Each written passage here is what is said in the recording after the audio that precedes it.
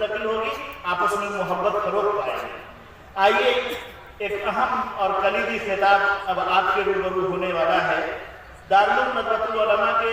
ایک موقر استاد ہیں، استاد ادب ہیں، نوجوان ہیں، جوان جذبہ رکھتے ہیں، اللہ نے بڑی اچھی صلاحیت سے نوازا ہے اور زبان بڑی شستہ استعمال کرتے ہیں، جن سے میری مراد جناب مولانا جاوید اختر صاحب ندوی ہیں۔ ہم ان کو بڑے ہی ادب اور احترام کے ساتھ دعوت دیتے ہیں کہ آپ تشریف لائیں اور اپنے خطاب سے سامعین کو محظوظ کروائیں۔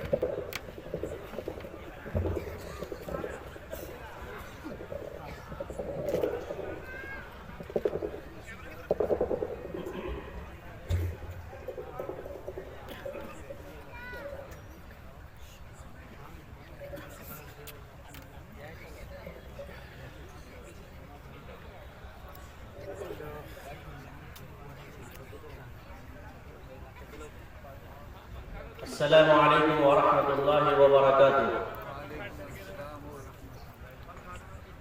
الحمد للہ رب العالمین والصلاة والسلام على سید المرسلین وعلى آلہ وصحبہ ومن دعا بدعوتهم إلى يوم الدین، اما بعد۔ اعوذ باللہ من الشیطان الرجیم، بسم اللہ الرحمن الرحیم۔ اقرأ باسم ربک الذی خلق، صدق اللہ العظیم۔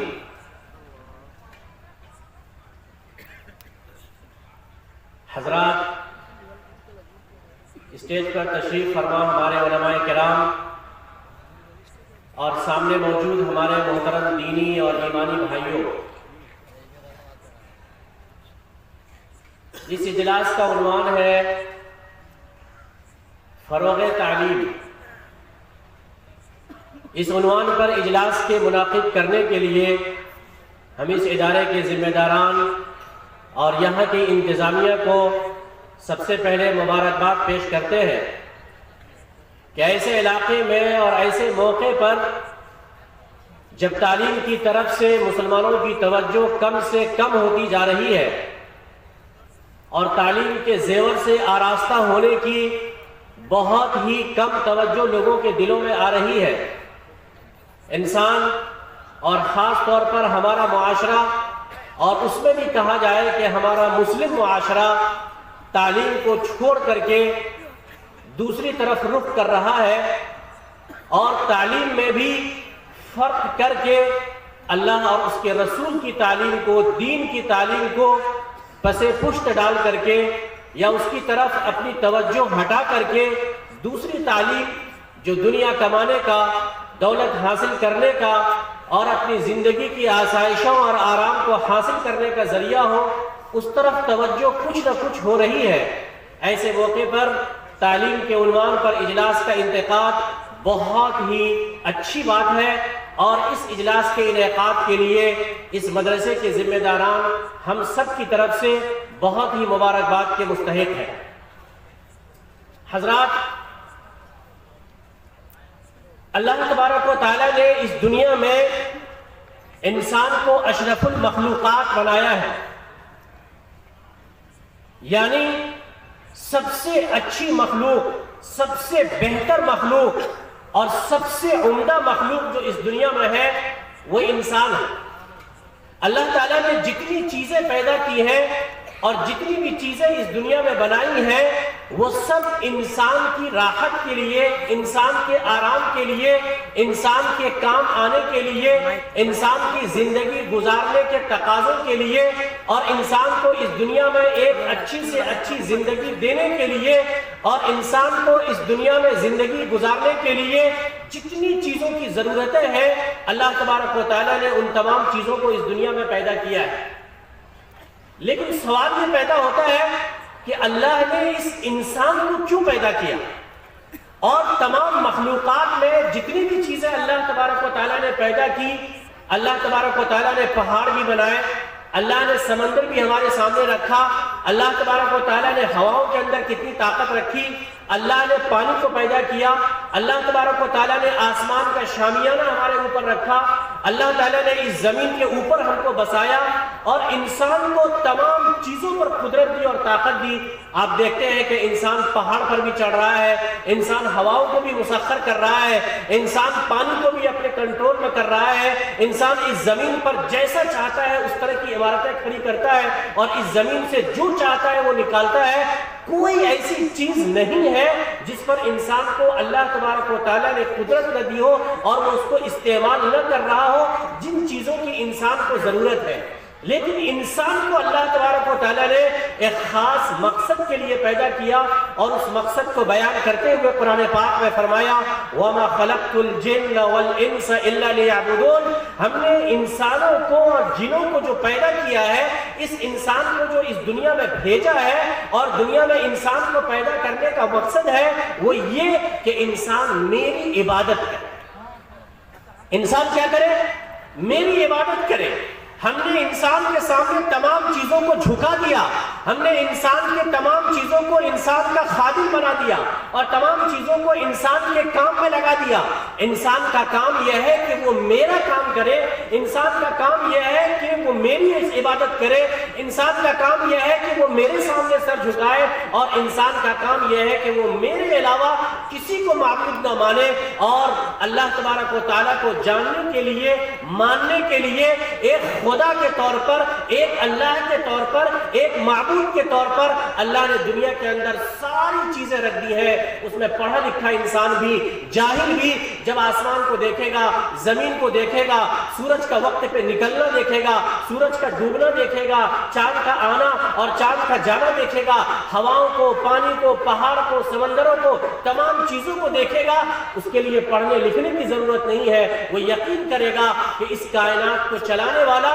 اس دنیا کے نظام کو اپنے ہاتھ میں لے کر کے کنٹرول کرنے والا صرف اور صرف ایک ذات ہے، اور وہ اللہ تبارک و تعالیٰ کی ذات ہے۔ اس لیے دنیا کے نظام میں کبھی بھی ذرہ برابر آج تک خرابی نہیں آئی، اور قیامت تک خرابی نہیں آئے گی، اس لیے کہ ایک اللہ ہے، ایک خدا ہے، ایک معبود ہے، اور ساری چیزیں اس کے کنٹرول اور طاقت میں ہے۔ وہ جیسا چاہتا ہے اور جیسا حکم دیتا ہے، کن فیکون، لمحوں میں، پل جھپکتے، بلکہ اس سے بھی زیادہ اگر کوئی تعبیر ہو سکتی ہو، وہ کام انجام پا جاتا ہے۔ اللہ تبارک و تعالیٰ کے حکم کے انتظار میں ساری مخلوقات اس کے حکم کا انتظار کرتی رہی۔ ہمارے محترم بزرگوں، یہ اللہ تبارک و تعالیٰ نے جو انسان کو پیدا کیا، اس دنیا میں انسان کو بھیجا، اور انسان کے ساتھ ساتھ اللہ تبارک و تعالیٰ نے دوسری مخلوقات کو بھی پیدا کیا۔ اس میں انسان کے ساتھ اللہ نے جانور کو پیدا کیا۔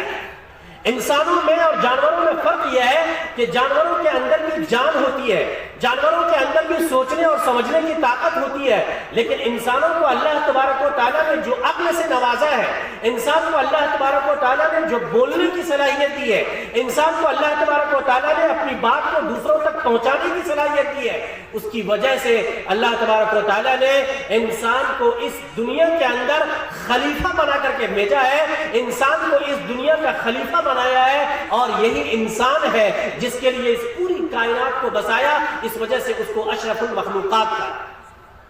اب آپ ذرا سوچیں، غور کریں کہ انسان دنیا میں پیدا ہوتا ہے، کوئی تعلیم نہیں ہوتی، کوئی اس کے پاس علم نہیں ہوتا، کوئی اس کے پاس ثقافت نہیں ہوتی، کچھ بھی وہ نہیں جانتا، لیکن پیدا ہونے کے بعد وہ دنیا میں سیکھتا ہے، دنیا میں علم حاصل کرتا ہے، دنیا میں پڑھتا ہے، دنیا میں آگے بڑھتا ہے اور دنیا کی چیزوں کو اس طرح سے اپنے کنٹرول میں اور طاقت میں لیتا ہے کہ جتنا آگے بڑھتا جاتا ہے، جتنا علم حاصل کرتا جاتا ہے اور جتنے نالج اس کے پاس آتے جاتے ہیں، اسی اعتبار سے وہ ترقی کرتا جاتا ہے اور اتنی ترقی کرتا ہے، اتنی ترقی کرتا ہے کہ آج انسان کہاں سے کہاں پہنچ گیا، چاند میں بھی پہنچ گیا، ستاروں میں پہنچ گیا اور پتہ نہیں انسان کہاں سے کہاں ترقی کرے گا۔ یہ سب اللہ تبارک و تعالیٰ کی طرف سے دی ہوئی طاقت ہے۔ اللہ تبارک و تعالیٰ نے اس کو طاقت دی ہے اور اس کا استعمال کر کے انسان آگے بڑھ رہا ہے۔ لیکن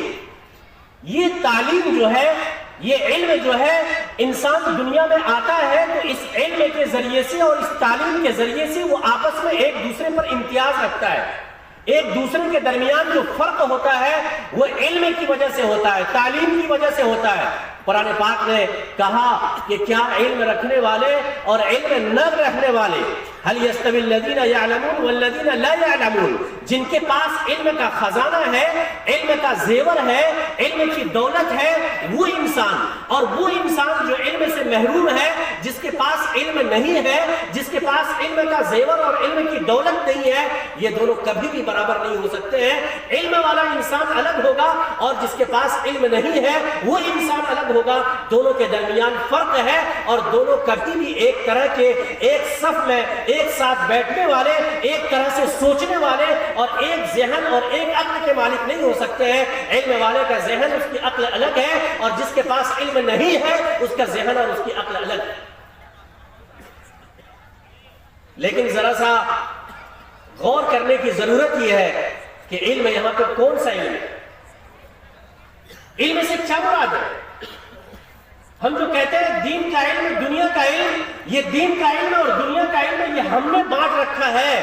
ہماری تقسیم ہے۔ ہم نے آپس میں اس کو بانٹ لیا ہے کہ اگر کوئی شخص مدرسے میں پڑھتا ہے تو وہ گویا کہ دین کا علم حاصل کرتا ہے، کوئی اسکول کالج میں پڑھتا ہے تو وہ دنیا کا علم حاصل کرتا ہے۔ ہمارا خدا، ہمارا قرآن، ہماری حدیث، ہمارے رسول، ہمارے صحابہ اور ہمارے سلف نے علم کے اندر کوئی فرق نہیں کیا ہے۔ کیوں؟ اس لیے کہ ساری کی ساری چیزیں اللہ کی پیدا کی ہوئی ہیں، سب اللہ نے بنائی ہے، سارے علوم اللہ نے نازل کیے ہیں۔ اللہ کا نام لے کر کے پڑھو، اللہ کا نام لے کر کے پڑھو اور جو اللہ کا نام لے کر کے پڑھے گا وہ سب کچھ اللہ کا ہے اور ساری کی ساری چیزیں اللہ تبارک و تعالیٰ کی دی ہوئی ہے۔ علم ایک ایسا فن ہے، علم ایک ایسی دولت ہے جس کو سب سے پہلے ہمارے دین اسلام نے بتایا اور کہا کہ سب سے بڑی چیز دنیا پہ اگر حکومت کرنا چاہتے ہو، دنیا کو اپنے کنٹرول میں لینا چاہتے ہو، دنیا کو اپنے بس میں کرنا چاہتے ہو، دنیا پہ تم ہمیشہ کے لیے طاقت کا استعمال کرنا چاہتے ہو تو یاد رکھو اس کے لیے جو سب سے بڑا ہتھیار ہے اور سب سے بڑی چیز ہے وہ ہے پڑھنا۔ پڑھو، لیکن کیا پڑھو، کیسے پڑھو؟ اللہ کا نام لے کر کے۔ کس کا نام لے کے پڑھو؟ اللہ کا نام لے کر کے پڑھو۔ اگر اللہ کے علاوہ کسی اور کا نام لے کر کے پڑھو گے، اللہ کے علاوہ تم کسی اور کا نام لے کر کے پڑھو گے، خدا تمہاری نظر میں نہیں ہے، خدا کی اطاعت تمہارے دل میں نہیں ہے، خدا کے احکام پر، رسول کی تعلیمات پر چلنا تمہارا مقصود نہیں ہے، تو وہ علم تم کو جنت تک نہیں لے جائے گا بلکہ وہ علم تم کو جہنم لے جائے گا۔ وہ علم تمہاری ہدایت کا باعث نہیں بنے گا بلکہ وہ علم تمہاری ہلاکت کا باعث ہے۔ ہمارے محترم بزرگوں، یہ جتنے علوم ہیں اور جتنی ساری چیزیں ہیں یہ سب اللہ تبارک و تعالیٰ نے ہمارے لیے رکھے ہیں، لیکن جب تک ہم اس علم کو حاصل نہیں کریں گے جو علم ہمیں اللہ کی معرفت عطا کرے، جو علم ہمیں رسول کی معرفت عطا کرے، جو علم ہمیں خدا کو یہاں ہمیں کیوں اللہ نے پیدا کیا ہے، ہمارے مقصد تخلیق کو اور دنیا میں بھیجنے کو بیان کرے، وہ علم جو اس دنیا میں رہ کر کے اور چند سالہ زندگی گزارنے کا سلیقہ نہ دے تو اس علم کا کوئی فائدہ، کوئی حاصل نہیں اس علم کا۔ لیکن اللہ تبارک و تعالیٰ نے کہا کہ دیکھو یاد رکھو، اگر خدا کا نام لے کر کے پڑھو گے، اللہ کا نام لے کر کے پڑھو گے اور اللہ کا نام لے کر کے تم دنیا کا کسی بھی علم حاصل کرو گے، اللہ تبارک و تعالیٰ نے سارے علوم کو، سارے فنون کو پیدا کیا ہے۔ اگر اللہ کا نام لے کر کے پڑھو گے، اللہ کا نام لے کر کے حاصل کرو گے، اللہ کا نام لے کر کے اور اللہ کے احکام کی اطاعت کے لیے اور خدا کی رضا کے خاطر اس کو حاصل کرو گے تو اس کے اندر بھی تمہیں وہی ثواب ملے گا اور اس کے اندر بھی اللہ تبارک و تعالیٰ وہی اجر عطا کریں گے جو اجر اللہ تبارک و تعالیٰ نے قرآن مجید کے پڑھنے میں، احادیث کو پڑھنے میں اور دوسرے علوم کو پڑھنے میں رکھا ہے، وہ دنیا کے تمام علوم میں وہ چیزیں رکھی ہیں۔ اگر تمہارا مقصد صحیح ہوگا، تمہاری نیت صحیح ہوگی اور ان علوم کو پڑھ کر کے اللہ کے احکام تک لوگوں کو لانا، نبی کی تعلیمات لوگوں کو لانا، دین کی دعوت کو اور تبلیغ کو لوگوں تک پہنچانا، اللہ کے رسول صلی اللہ علیہ وسلم کے ایک امتی ہونے کی حیثیت سے رسول پاک صلی اللہ علیہ وسلم کی تعلیمات کی ترسیل اور تبلیغ کرنا تمہارا مقصد ہوگا تو تمہاری نیت اور تمہارے اجر کی وجہ سے تم بھی وہی ثواب تمہیں ملے گا جو ثواب اس کو مل رہا ہے۔ ذرا سا آپ سوچئے ہمارے محترم بزرگوں کہ اس دنیا میں اللہ تبارک و تعالیٰ نے جب انسان کو پیدا کیا ہے، انسان دھیرے دھیرے اس چیز کو حاصل کرنا شروع کر دیتا ہے جو چیز اس کے ماں باپ اس کو سکھاتے ہیں،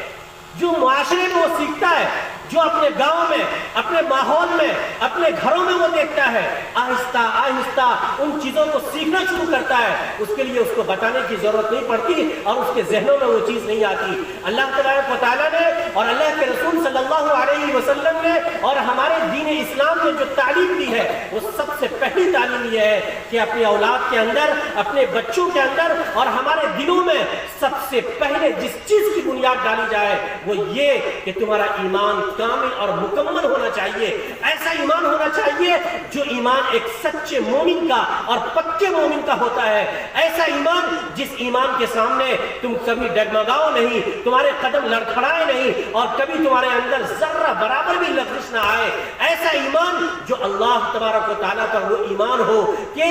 دل یہ کہے کہ دنیا کی ساری طاقت ایک ہو جائے کہ ہمیں نقصان پہنچانا دنیا چاہتی ہے، لیکن اللہ تبارک و تعالیٰ اگر نقصان نہیں پہنچانا چاہتے تو خدا ہمیں کبھی بھی نقصان نہیں پہنچا سکتا۔ وہ ایمان ہمارے اندر اور ہماری اولاد کے اندر اور ہمارے معاشرے اور ہمارے سماج میں وہ ایمان ہونا چاہیے کہ اللہ تبارک و تعالیٰ اس دنیا کا خالق اور مالک ہے، اللہ تبارک و تعالیٰ نے اس آگ کے اندر جلانے کی صلاحیت رکھی ہے، اللہ تبارک و تعالیٰ نے پانی کے اندر ڈبونے کی صلاحیت رکھی ہے، اللہ تبارک و تعالیٰ نے مٹی کے اندر ہلاک کرنے کی صلاحیت رکھی ہے، دنیا کی تمام چیزوں میں اچھائیاں بھی رکھی ہے اور اس کا دوسرا جو منفی پہلو ہے وہ بھی رکھا ہے، مثبت اور منفی، اچھائی اور خرابی دونوں چیزیں رکھی ہے، لیکن وہ ہمیں اسی وقت نقصان پہنچا سکتی ہے یا اسی وقت ہمارے لیے مفید ہو سکتی ہے جب اللہ تبارک و تعالیٰ کی مرضی شامل ہوگی۔ اگر اللہ کی مرضی شامل نہیں ہے، اللہ تبارک و تعالیٰ نہیں چاہتا ہے، وہ آگ ہمیں جلا نہیں سکتی، وہ پانی ہمیں ڈبو نہیں سکتا اور وہ مٹی ہمیں ہلاک نہیں کر سکتی، دنیا کی تمام چیزیں اپنی جگہ پر رہ جائیں گی، لیکن خدا ہے۔ اگر خدا کی طاقت شامل نہیں ہوگی اور خدا کی مرضی شامل نہیں ہوگی اور ساری دنیا بھی چاہ لے گی ہم کو نقصان پہنچانے کے لیے تو پوری دنیا کی طاقت بھی مل کر کے ہم کو نقصان نہیں پہنچا سکتی۔ ہمارے محترم بزرگوں، یہ ایمان ہے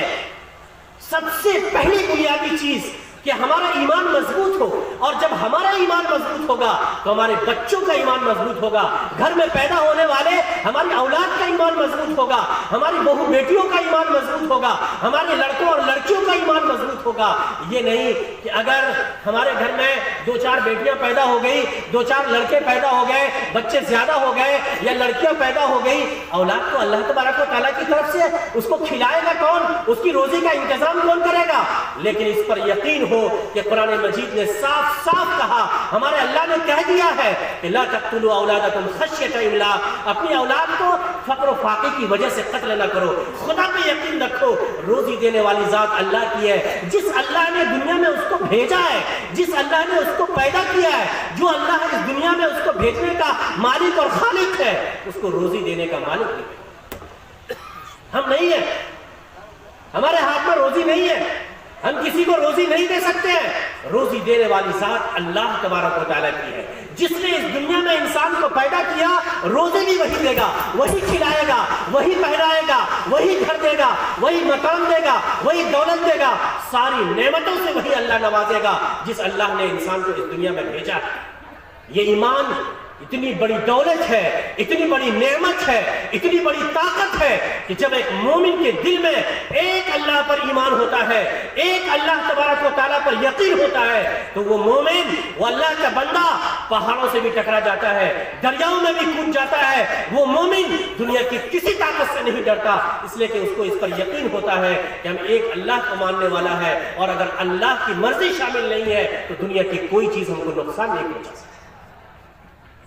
इसलिए हमारे मोहतरम बुजुर्गों, सबसे पहले सबसे बड़ी चीज कि हम मुसलमान तो हैं, मोमिन तो हैं, लेकिन कामिल मोमिन, कामिल ईमान हमारा होना चाहिए। कुरान मजीद ने साफ साफ कहा और मुतालबा किया, या अय्युहल्लज़ीना आमनू आमीनू, ऐ ईमान वालों ईमान लाओ। तुम ईमान वाले हो, अल्लाह पर ईमान रखते हो, हमें मालूम है, लेकिन हमें जब मालूम है ये भी कि तुम्हारा ईमान कैसा है। थोड़े से हालात पेश आते हैं, तुम्हारा दिल डगमग करने लगता है, जरा सी जो है मुखालिफ हवाएं चलती है और तुम परेशान हो जाते हो, दुश्मन थोड़ा सा डराता है, तुम्हारा दिल धड़कने लगता है, कहीं कोई मुसीबत आ जाए, कोई तकलीफ आ जाए, अल्लाह तबारक व तआला को तुम कहने लगते हो हमारा कैसा खुदा है जो हमारी मदद के लिए किसी को भेज नहीं रहा है या हमारी मदद नहीं कर रहा है। ये किस चीज की कमी है? तुम्हारे ईमान में कमी है, तुम्हारे ईमान में नक्स है, तुम्हारा ईमान कामिल नहीं है। इसलिए सबसे पहले अपना ईमान मजबूत करो और अल्लाह तबारक व तआला पे कामिल ईमान रखो। उसके बाद मरहला आता है कि अल्लाह तबारक व तआला ने जब हमें औलाद से नवाजा, जब हमारे घर में लड़का और लड़की कोई फर्क नहीं, लड़का और लड़की दोनों में से कोई पैदा हुआ, अल्लाह तबारक व तआला ने हमारे ऊपर उसकी जिम्मेदारी रखी है, उसकी अच्छी तालीम और अच्छी तरबियत। औलाद की अच्छी तालीम और अच्छी तरबियत, अगर हमें अल्लाह तबारक व तआला ने औलाद से नवाजा है, हमें औलाद की नेमत दी है, अल्लाह तबारक व तआला ने हमने आपको बताया उसकी रोजी का इंतजाम खुदा करेगा। हमको अल्लाह ने जरिया बनाया है, रोजी अल्लाह देगा, रोजी अल्लाह की तरफ से आएगी, रोजी में इजाफा खुदा की तरफ से होगा। लेकिन अल्लाह तबारक व तआला ने हमसे कहा अपनी औलाद को जो सबसे बेहतर चीज दे सकते हो, सबसे बेहतर दौलत दे सकते हो, सबसे बेहतर जेवर इस दुनिया में दे सकते हो, वो अच्छी तालीम का और अच्छे अखलाक का जेवर। जरा देखिए, ये तालीम जब अल्लाह की तालीम उसको नहीं देंगे, रसूल की तालीम नहीं देंगे, दुनिया की सारी चीजें और सारी जो है असबाब उसके सामने ला करके रख दे, लेकिन हमारी औलाद को हमने खुदा को नहीं पहचानवाया कि खुदा कौन है, रसूल को नहीं पहचानवाया कि रसूल कौन है, उस औलाद को ये नहीं बताया, उसको ये तालीम नहीं दी कि तुम्हारे ऊपर माँ बाप के क्या हुकूक है, तुम्हारे ऊपर भाई बहनों के क्या हुकूक है, तुम्हारे ऊपर तुम्हारे पड़ोसियों के क्या हुकूक है, तुम्हारे ऊपर तुम्हारे रिश्तेदारों के क्या हुकूक है, और इस दुनिया में तुम्हें कैसी जिंदगी गुजारनी है, और यहां रह करके उस आखिरत की जिंदगी के लिए जो असल जिंदगी है उसके लिए यहां से कैसी तैयारी करके जाना है। तो याद रखें, हमने औलाद को सारी चीजें दे दी, सारी नेमतें दे दी, दुनिया उसके कदम में ला करके डाल दिया, गोया कि हमने उसको इस दुनिया में सुकून पहुंचा दिया, लेकिन आखिरत के लिए उसको बेचैनी में और बेइत्मीनानी में छोड़ करके जा। ये चीज कैसे मालूम होगी? ये चीज उसको मालूम होगी इल्म के जरिए से। हमारे मोहतरम बुजुर्गों, हमारे घर में बच्चा पैदा होता है, अगर बाप मास्टर है तो सोचता है कि उसको मास्टर बनाए, बाप अगर पढ़ा लिखा है डॉक्टर है तो सोचता है कि उसको डॉक्टर बनाए, बाप अगर किसान है तो बच्चे को बचपन से लेकर के जाता है और खेत में उससे कहता है देखो खाद ऐसे डाला जाता है, बीज ऐसे डालते हैं। बचपन से बाप को माँ को देख करके बच्चा सीखने लगता है, उसी रास्ते पर चलने लगता है, और फिर ये आज की दुनिया तो इतनी तरक्की कर गई है कि माँ के पेट में बच्चा होता है, उसी वक्त से तैयारी होती है, लड़का पैदा होगा तो इसके लिए क्या करना है, और लड़की पैदा होगी तो उसके लिए क्या करनी है। लेकिन सबसे बड़ी चीज और सबसे पहली चीज और सबसे इब्तिदाई चीज हमारा दीन इस्लाम कहता है कि औलाद को यह सिखाओ कि वो इस दुनिया में आया है, उसका खुदा कौन है, अल्लाह कौन है, अल्लाह किस चीज का मालिक है, अल्लाह क्या देता है, अल्लाह क्या नहीं देता है, अल्लाह कब राजी होता है, अल्लाह कब नाराज होता है, रसूल कौन है, रसूल इस दुनिया में आए क्यों, क्या चीज लेकर के आए, और पूरी इंसानियत को क्या तोहफा दिया, हमारा दीन क्या है, हमारे कुरान की तालीम क्या है, हमारी जो है नमाजें क्या है, हम नमाज पढ़ते क्यों है, इस्लाम हमें रोजा रखने को क्यों कहता है, हमारे ये इबादत क्यों है, वो इबादत क्यों है, ये सारी चीजों का इल्म है, और सारी बातें हमें कहां से मालूम होंगी और कहां से पता चलेगा, जब औलाद के लिए अच्छी तालीम का इंतजाम करेंगे और उसकी अच्छी तरबियत। हमारे मोहतरम बुजुर्गों, इसके बरखिलाफ अगर हमारी औलाद اگر ہمارا بچہ دنیا کی اونچائی پر پہنچ جائے، بڑے سے بڑا مقام حاصل کر لے، دنیا کا سب سے دولت مند انسان ہو جائے، بڑی سے بڑی کرسی پر پہنچ جائے، بڑا سے بڑا منصب اور وزارت اس کو حاصل ہو جائے، لیکن ساری چیزوں کو حاصل کر کے اگر وہ اپنے خدا کو نہ پہچان سکے، اپنے رسول کو نہ پہچان سکے، تو وہ اس دنیا میں تو کامیاب ہو سکتا ہے، لوگوں کی نظروں میں کامیاب ہو سکتا ہے، لیکن آخرت میں وہ کامیاب نہیں ہو سکتا، اور وہ انسان صحیح معنی میں مسلمان اور مومن کہلانے کے لائق نہیں ہو سکتا۔ اس لیے تعلیم، ساری تعلیم اسلام کی ہے۔ میں نے بتایا کہ ہمارا یہ دین اور ہمارا مذہب کسی بھی تعلیم سے منع نہیں کرتا ہے، لیکن ساری تعلیم کو قرآن و حدیث کے، اللہ اور اس کے رسول کی تعلیم کے ماتحت کر دیا ہے، اس کا خادم اور اس کا غلام بنا دیا ہے۔ ساری تعلیم حاصل کرو۔ اللہ تبارک و تعالیٰ نے آسمان سے جب اس زمین کا کئی صدیوں کے بعد جب رشتہ قائم ہوا تو اللہ تبارک و تعالیٰ نے کچھ نہیں کہا کہ اقرا بسم ربک، اپنے رب کے نام سے پڑھو۔ کون سا رب؟ جس نے تم کو پیدا کیا ہے، اس دنیا میں بھیجا ہے، اس کا نام لے کر کے پڑھو، سب کچھ پڑھو، ساری چیزیں پڑھو، لیکن تمام چیزوں کو پڑھنے کے بعد اور تمام چیزوں کو سیکھنے کے بعد جو مقصد ہے وہ اللہ کی اطاعت، اللہ کے سامنے اپنا سر جھکانا، اللہ کو ہر چیز میں اللہ کا فیصلہ ماننا، رسول کی تعلیم کے سامنے ذرہ برابر نہ ہچکچانا، اور اللہ اور اس کے رسول کی زندگی اور آپ کے اسوہ اور آپ صلی اللہ علیہ وسلم کی تعلیمات کے مطابق پوری زندگی کو اسی راستے پر لگا دینا اور اسی طرح سے اس دنیا سے گزرنا۔ آپ ذرا سا سوچئے کہ اگر ہماری زندگی ایسی نہیں ہے اور ہم اس کے مطابق زندگی نہیں گزار پا رہے ہیں، ہم نے اپنی اولاد کو سب کچھ دے دیا لیکن اپنی اولاد کو اچھی تعلیم نہیں دی، اس کی اچھی تربیت نہیں کی، اس کو اچھے اخلاق نہیں سکھائے، اس کو اچھے راستے پر چلنا نہیں سکھایا، سب کچھ اس کے قدموں میں لا کر کے ڈال دیا، تو ہم نے اپنی اولاد کے لیے اچھے راستے کا، اچھے مستقبل کا اپنے سوچ کے مطابق انتخاب کیا، لیکن یہ نہیں سوچا کہ اس دنیا سے جانے کے بعد ایک اور دنیا آئے گی، اس دنیا میں ہماری اولاد کا کیا ہوگا، اور یہی اولاد حشر کے میدان میں ہمارے قدموں کو آگے بڑھنے نہیں دے گی اور ہمارے پیروں پہ وہاں زنجیریں ڈال دی جائیں گی۔ انہی اولاد کی سفارش کی وجہ سے، ان کے کہنے کی وجہ سے، یہ ہمارے گھر کے گارجین، ہمارے ماں باپ ہیں، انہوں نے کبھی ہمیں اس چیز کی تعلیم نہیں دی اور اس راستے پر ہم کو نہیں چلایا، جس کی وجہ سے ہم اس راستے پر نہیں چل۔ یہ حاصل کیسے ہوگا اور کیسے اس راستے پر ہم چلیں گے؟ اس کا واحد ذریعہ تعلیم۔ دنیا میں آج جتنی قومیں پورے ہمارے دماغوں میں حکومت کر رہی ہے، ہمارے دلوں میں حکومت کر رہی ہے، ہمارے گھروں میں حکومت کر رہی ہے، ہماری تمام چیزوں پر حکومت کر رہی ہے، وہ قوم ہے جس کے پاس تعلیم کا ہتھیار ہے، تعلیم کا زیور ہے، اور تعلیم کا ہتھیار ہی وہ ہتھیار ہے جس کے ذریعے سے دنیا میں انقلاب آ سکتا ہے اور جس کے ذریعے سے دنیا میں بڑی سی بڑی کامیابی حاصل کر سکتی ہے۔ ہم اللہ کو مانیں، رسول کو مانیں، لیکن وہ تعلیم حاصل اگر ہم نے نہیں کی کہ اللہ کو مان رہے ہیں، کیوں مان رہے ہیں، اللہ کی معرفت حاصل نہیں کی، رسول ہمارا آخری نبی ہے، کس طرح سے ہے، کیسے ہے، اور پھر اس کا پیغام کیا ہے، اور قیامت تک رسول کے پیغام کو کیسے پہنچانا ہے۔ خدا ایک ہے اور خدائی کے سامنے سر جھکانا ہے۔ اگر دوسرے کو ہم نہ بتا سکے، دوسرے کے پاس اس پیغام کو لے کر کے نہ جا سکے، اب کوئی نبی قیامت تک نہیں آئے گا، کوئی رسول نہیں آئے گا، تو یاد رکھیے اللہ تبارک و تعالیٰ حشر کے میدان میں ہم سے پوچھیں گے کہ تمہارے پاس جو ہدایت کی دولت تھی اور ہدایت کا زیور تھا، تمہارے پاس جو چراغ تھا، جو روشنی تھی، تم نے اس کو اپنے سینے میں چھپائے رکھا، دوسرے تک تم نے اس چیز کو نہیں پہنچایا، اس وجہ سے آج تم خسارے۔ آج کا اجلاس اس لیے نہیں ہے کہ ہم یہاں پر بیٹھے اور بیٹھ کر کے تقریر سن کر کے چلے جائیں۔ آپ یہاں پر اگر 200 400 500 کی تعداد میں ہیں، لیکن یہ عہد کر کے جائیں گے کہ ہم یہاں سے جانے کے بعد اپنے گھر کے ماحول کو درست کریں گے، ہماری اولاد 10 سال 15 سال کے بعد ہم اس کو کمانے کے لیے لگا دیتے ہیں۔ کمانا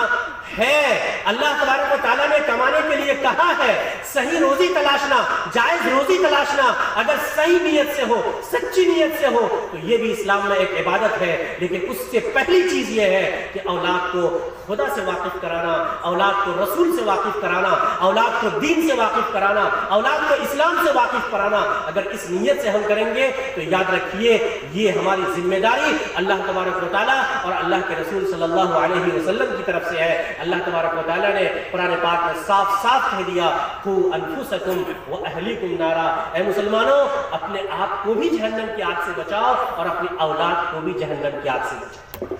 صرف اپنے کو بچانا کافی نہیں، بلکہ اپنی اولاد کو بھی جہنم کی آگ سے بچانا ہے، اس کو بھی ایسے راستے پر لگانا ہے جو راستہ جنت کی طرف لے جانے والا ہو، وہ راستہ نہیں جو راستہ جہنم کی طرف لے جانے والا ہو۔ ہمارا معاشرہ وہ معاشرہ ہے کہ ہم تھوڑی سی فکر کر لیتے ہیں اپنے لڑکوں کی، اس میں کہ لڑکا ہمارے گھر میں رہے گا، لڑکا ہم کو کما کر کے لا کے دے گا، لڑکے کا پیسہ ہمارے پاس آئے گا، لڑکے کو جو سیلری اور تنخواہ ملے گی وہ ہمارے قدموں میں لا کر کے ڈالے گا ایک باپ اور ماں ہونے کی حیثیت سے۔ لڑکیاں کچھ پڑھی نہیں پڑھی، لڑکیوں نے اللہ کو جانا رسول کو نہیں جانا، لڑکیوں نے دین کی تعلیم حاصل کی یا نہیں کی، لڑکیوں نے خدا اور رسول کو پہچانا یا نہیں پہچانا، اس کی شادی کروا دینی ہے، کچھ پیسے خرچ کر کے اچھے سے اچھا جہیز دے دینا ہے، دوسروں کے گھروں میں جائیں گی اور اس کے بعد ہمارے سر سے وہ بلا ٹل جائے گی، وہ دوسرے کے گھروں میں کیسے رہیں گی، کیسے زندگی گزاریں گی، یہ ہماری ذمہ داری نہیں۔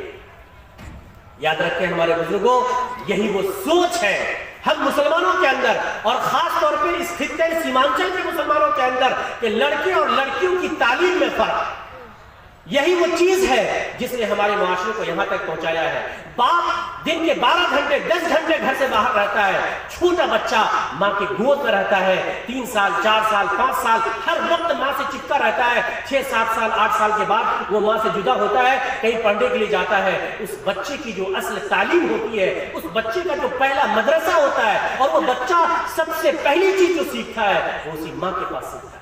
جس ماں کو خود نہیں معلوم کہ خدا کیا ہے، رسول کیا ہے، قرآن کیا ہے، حدیث کیا ہے، تلاوت کس کو کہتے ہیں، اور اللہ کے رسول صلی اللہ علیہ وسلم کی تعلیمات کیا ہے، اور ہمیں اس دنیا میں کیوں بھیجا گیا ہے، اور ہم تعلیم کیوں حاصل کریں، اور اس تعلیم کو حاصل کر کے ہمیں کس چیز کو پانا ہے۔ جب بچے کو خود نہیں پتا ہوگا اور بچپن ہی سے اس کی زبان پہ دوسرے جملے ہوں گے، محلے میں معاشرے میں گالیاں ہوں گی، بچوں کے ساتھ گلی ڈنڈے کھیلنے ہوں گے، اور اگر غلط صحبت مل گئی، چوری چکاری کرنے میں لگ گیا اور بری عادتوں کو اختیار کر لیا، تو دیکھیے اس معاشرے کا کیا ہو۔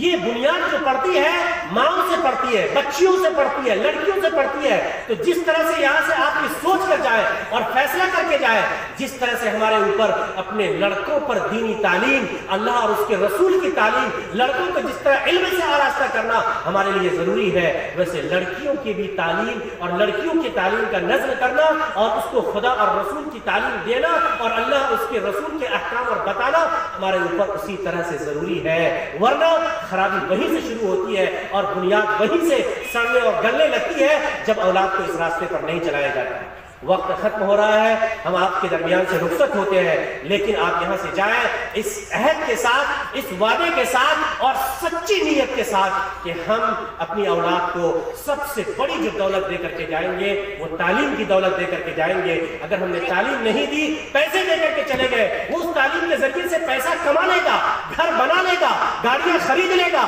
دنیا حاصل کر لے گا، لیکن اگر تعلیم نہیں دے کر گئے اور اس کو دولت اس کے لیے اکٹھا کر دی جائز ناجائز طریقے سے کما کر کے، تو گویا کہ ہم نے اس کو دنیا میں بھی ناکارہ اور بے سہارا چھوڑ دیا اور آخرت میں پتہ نہیں اس کا انجام کیا ہوگا، اس لیے کہ وہ خدا اور رسول کو بھی نہیں پہچانتا۔ اللہ تبارک و تعالی ہم سب کو اللہ تعالیٰ کے اور رسول پاک صلی اللہ علیہ وسلم کے احکام اور ان کی تعلیمات پر عمل کرنے کی توفیق عطا فرمائے، اپنے لڑکوں، لڑکیوں، بچوں اور بچیوں سب کو تعلیم کے زیور سے آراستہ کرنے کی توفیق سے نوازے۔ وآخر دعوانا الحمدللہ رب العالمین۔ جزاک اللہ۔